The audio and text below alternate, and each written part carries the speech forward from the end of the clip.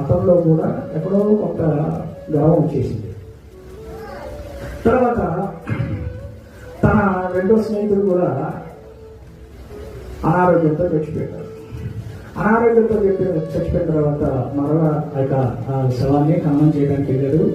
Friends అందరితో కూర్చున్నారు, వాళ్ళేమో తాగుతున్నారు. ఈయన అన్నాడు, నేను తాగనరా, ఎందుకంటే నేను యేసు ప్రభువుని సొంత రక్షకుడిగా అంగీకరించాను కాబట్టి నేను అలాంటివి చేయను అన్నాడు. సరేరా, అయితే కూర్చో, ఇదిగో నువ్వు స్నాక్స్ తిను, నేను తాగుతావు అని చెప్పి చెప్పారు. తాగుతా ఉన్నారు. అందులో ఒక ఏం చేశాడు, అరే నీకు థమ్స్అప్ ఇస్తాను, నువ్వు తాగుతావా అన్నాడు. అదే ఉందిగా థమ్స్అప్ ఇవ్వు అన్నాడు. ఫస్ట్ తాగాడు. రెండోసారి ఏం చేశాడంటే అందులో తొందరగా ఆడేం చేశాడు తెలుసా, అందులో మందులు కలిపి ఆయనకి ఇవ్వగా ఆడు తాగేశాడు. తాగిన తర్వాత మత్తుడైపోయాడు.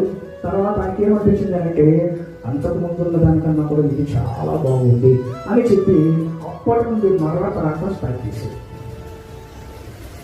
ఎన్నిసార్లు వాళ్ళ తల్లిదండ్రులు చెప్పినా కానీ వినకుండా, దేవుడి మందిరాన్ని రాకుండా అలా త్రాగులకు బానిసైపోయాడు. ఎందుకని ఈ మాట చెప్తున్నాను అంటే, చాలా మంది రక్షణ పొందిన తర్వాత దేవుని కొరకు జీవించాల్సినటువంటి వాళ్ళు మరలా అవిశ్వాసులతో సాంగత్యం చేయడం వల్ల మరలా లోపలికి వెళ్ళిపోతున్నారు.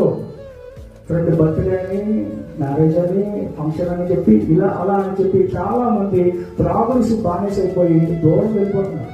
దేవుడు ఏం కోరుకుంటున్నారు తెలుసా, నేను స్వరక్తం ఇచ్చి నిన్ను కొన్నాను కాబట్టి నీ ఒక ప్రత్యేకమైన వాడిగా నీవు ఉండాలి.